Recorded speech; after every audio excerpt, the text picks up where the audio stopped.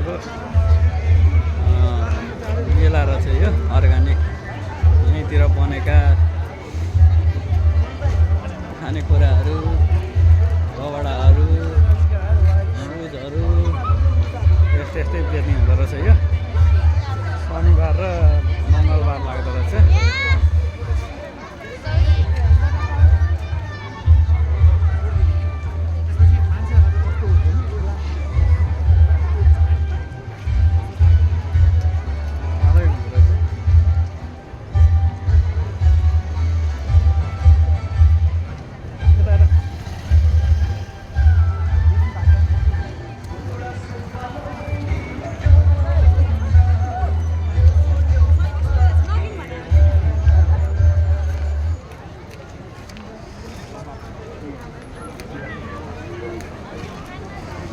घरै यिनीहरूको त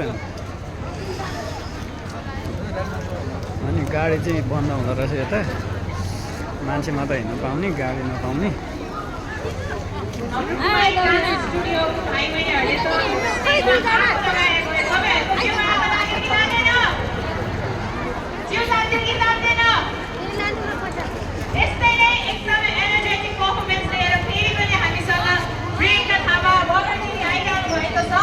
पक्कै पनि यो गीतले तपाईँहरूलाई एकदमै नाचुक र एकदमै राष्ट्रियता भावना झल्काउँछ भन्ने मैले विश्वास लिएकी छु अलिकति हामी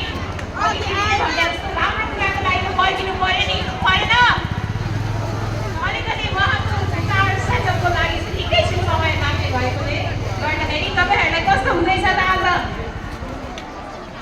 अघि नै मैले दिउँसो सोद्धाखेरि हिजो रमाइलो भयो कि आज रमाइलो भन्दाखेरि हिजो रमाइलो भन्नुभएको थियो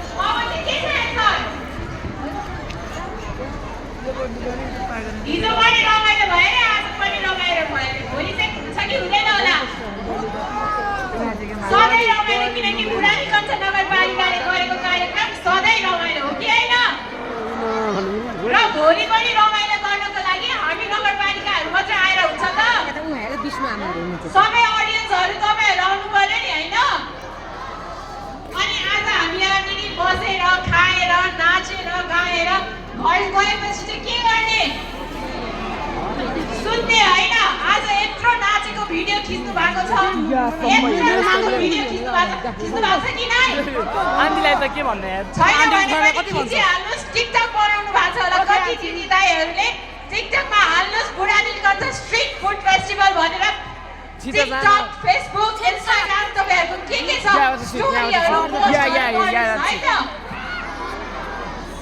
आज तपाईँहरू जो जति आउनुभयो भोलि अझै तपाईँहरूको साथीभाइहरूलाई पनि के चाहिँ भएछ बुढानी कञ्चन नगरपालिकामा के भइरहेछ त्यो मन्दिर परिसरमा भनेर यसो जाम लाग्ने गरी आज गएर पोस्ट गर्नु है अहिले यहाँनिर नाच्ने गाउने घर गएर के गर्ने पोस्ट गर्दाखेरि बुढानी कञ्चन स्ट्रिट फुड फेस्टिभल भनेर पनि मेन्सन गर्न नबिर्सिने होला र ढिलो नगरिकन हाम्रो यता प्रियङ्का थापा दिदीको पनि तयारी सम्पन्न भएकोले गर्दाखेरि म उहाँलाई नै स्टेज दिएर बिदा हुन चाहन्छु मलाई त लाग्छ किन